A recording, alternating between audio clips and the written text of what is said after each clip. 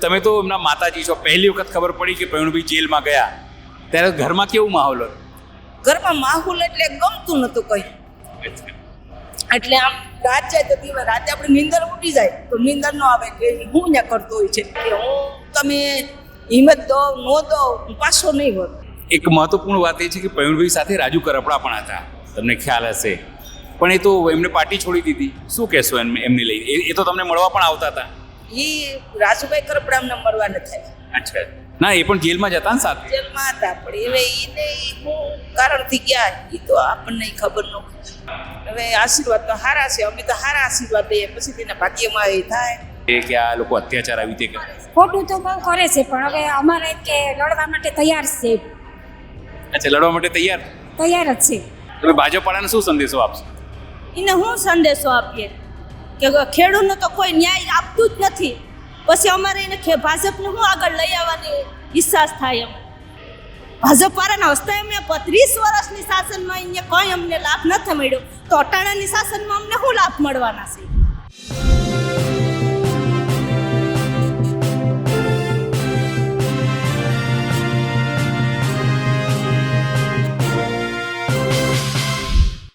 આમ આદમી પાર્ટીમાંથી પ્રવીણરામ હવે ધીરે ધીરે ખેડૂત આંદોલનનો મોટો ચહેરો બની રહ્યા છે. આમ તો સમગ્ર પાર્ટી જે છે એ ખેડૂત બચાવ યાત્રા કરી રહી છે. ત્યારે આપણી સાથે પ્રવીણરામના માતાજી છે, એમની સાથે વાત કરીશું. કેવું લાગે છે હવે? બહુ સારું લાગે છે. પ્રવીણભાઈ જેલમાં હતા 108 દિવસ, ત્યારે કેવું હતું? ઘરમાં કેવી પરિસ્થિતિ હતી? પરિસ્થિતિ તો બહુ નબળી હતી, પણ તો એ અમે એમ કહીએ કે એ ખેડૂત માટે લડે, કોઈ ગરીબ ગુજારની સહાય માટે લડે તો અમે એને માટે રાજી છે, અમે એને મદદ કરશું. તમે તો એમના માતાજી છો. પહેલી વખત ખબર પડી કે પ્રવીણભાઈ જેલમાં ગયા ત્યારે ઘરમાં કેવું માહોલ હતો? ઘરમાં માહોલ એટલે ગમતું નતું કઈ. એટલે આમ રાત જાય તો દિવસ રાતે આપણે નીંદર ઉડી જાય તો નીંદર ન આવે કે હું ત્યાં કરતો હોય છે, એને હું થતું હોય છે. પણ એ હિંમત દેતો કે મારે ગમે એ થાય કે હું તમે હિંમત દો નો દો પાછો નહીં હોત.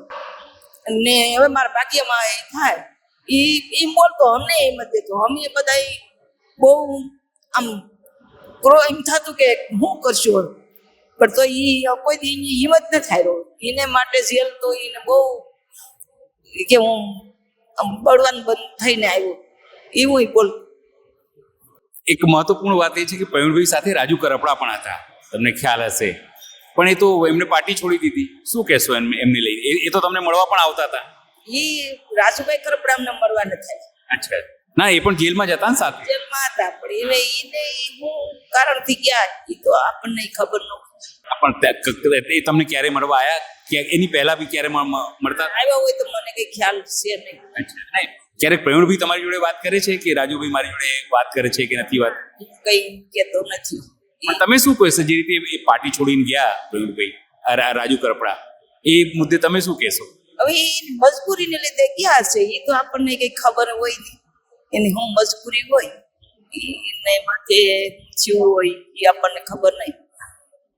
ખાસ કરીને એમના પહેલો દીકરો હતો, વર્ષગાંઠ હતી, તો પણ પ્રવીણભાઈ અહીંયા ઉપસ્થિત નહોતા, એ જેલમાં હતા.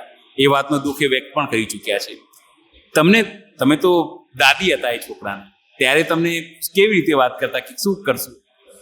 પણ અમે તો નિરાશ થઈ ગયા હતા, પણ કોઈ હિંમત નતો કે કંઈ પણ મને છે નહીં, હું અહીં આનંદમાં છે, મને કઈ વાંધો નથી, મને હારામ હારું છે, અમને હિંમત દેતો.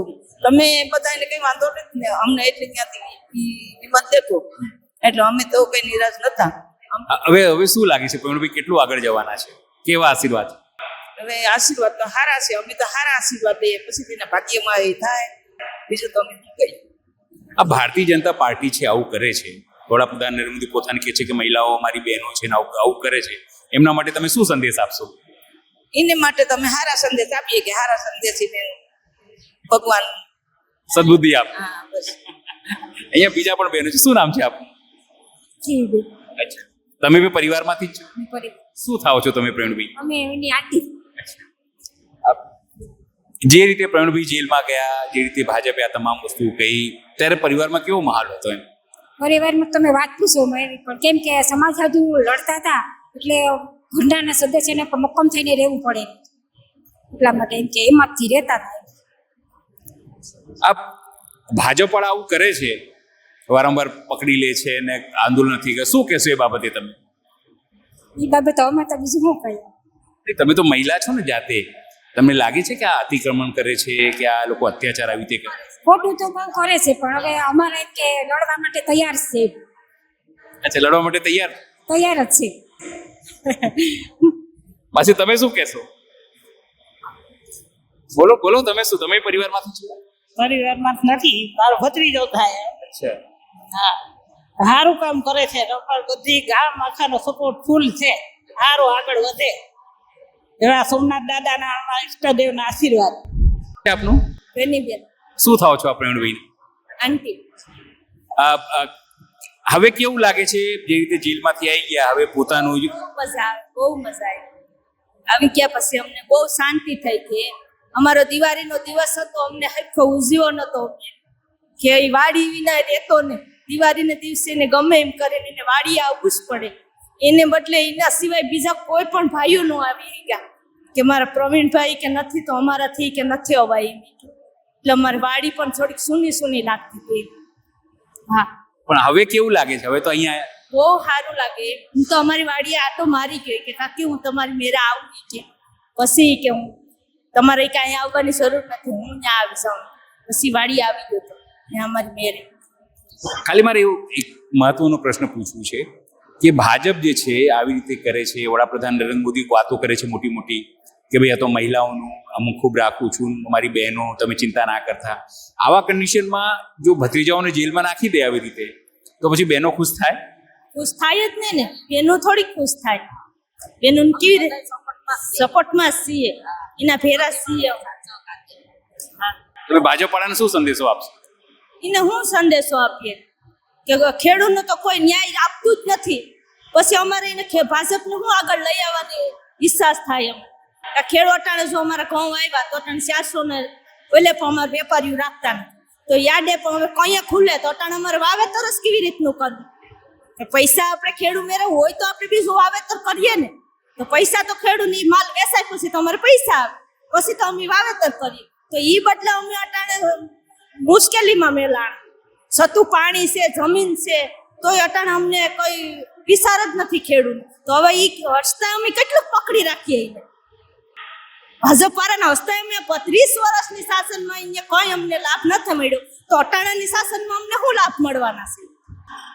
તો અટાણા તો અમારે છોડવું જ પડે ને, અમારે આપને જ પકડવાનું છે. અમારે હવે શું નિર્ણય લેવો? ખેડૂતના અટાણે અમે ખેડૂત છે એની માથે જિંદગી જીવીએ. મારા આગળ પાછળ છોકરા છે ભણતા, લાઈને સડાતા વાર લાગે ને. હવે એને અમારે ભણાવવા ગણાવવા લાઈને સડાવવા તો અટાણે અમારે ખેતી માથે જ છે બધું.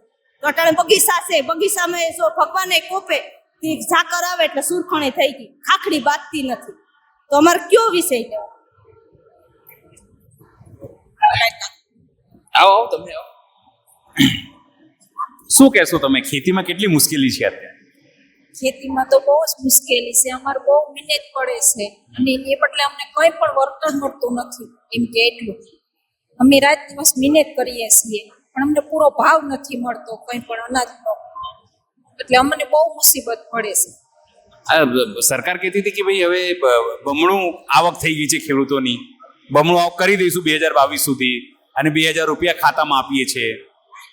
2000 રૂપિયા ખાતામાં તો એ ખાલી એ તો અમારા કહેવાય. એ તો કઈક નાખે ને કઈક નથી નાખતા સરકાર. એમાં 2000 માં શું વળતર મળે એમ કે?